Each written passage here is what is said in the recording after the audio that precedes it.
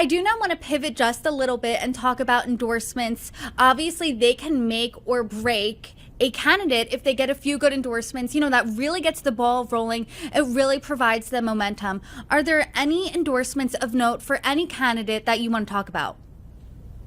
Absolutely. I've got a full list. Perfect. Well, Obviously, we've got time, so let's go. well, the first one that everybody's talking about is obviously Kim Reynolds, Governor Kim Reynolds endorsing Ron DeSantis.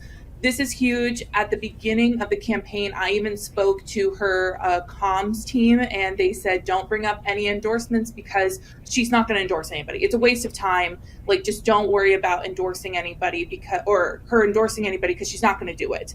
And so it's kind of interesting that she pulled the trigger and did it. Her reasoning was that she wanted to keep the state open and welcome to all GOP candidates and make sure no one didn't feel like they couldn't come because she had already endorsed somebody.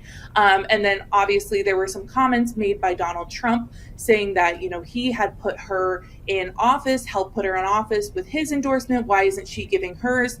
And so then it turns around and she endorses Ron DeSantis. And this was kind of interesting. Right after the endorsement, right after they took the stage, they sat down with the local newspaper, the Des Moines Register, and a wonderful reporter there sat down and asked some really great questions, one of which she asked, some people may see this as not just an endorsement for DeSantis, but an endorsement against Trump. And she specifically said, yeah, I don't think he can lead us. Like, not a direct quote, but she was very brazen about saying, he's not the one. Not this time. And so that was a big deal. Bob Vanderplatz is the president and CEO of the Family Leader. He endorsed DeSantis. This doesn't come as a huge surprise because earlier this year there was an article saying that he did see the nation going into a different direction than Trump. He's just a huge political leader here in Iowa. And so that was a massive endorsement for DeSantis. Donald Trump has received two fairly significant endorsements here in Iowa. Obviously, state senators and representatives will endorse different candidates, but the main one was Iowa State Senator Brad Zahn.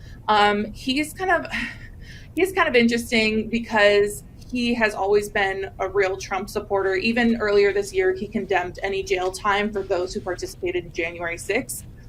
Local Iowans may remember him from bringing a gun into the airport a couple years ago and saying he forgot he had it on him. And so that was kind of a big news story. But he's always been like a big Second Amendment person, a big Trump supporter. So that really wasn't too surprising.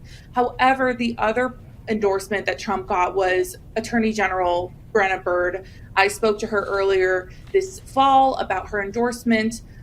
It's interesting. This is her first time in office at a state level, and she's already coming out with an endorsement. And she was very much on the train of, I'm supporting Trump, and I think he can lead our country into a better direction than Biden has. It was very Biden versus Trump-esque instead of Trump versus other candidates. So that was an interesting dynamic.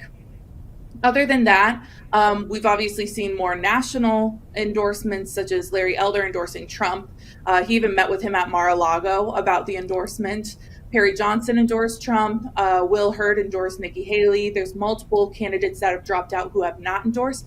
But it's also important to notice that all Iowa U.S. senators and representatives have not endorsed. So Chuck Grassley, Joni Ernst, Zach Nunn, Marionette Miller-Meeks, Ashley Hinson, and Randy Feenstra have all not endorsed. And it's to be determined whether they will. I think it's a matter of should we keep the peace here on whoever ends up being the nominee.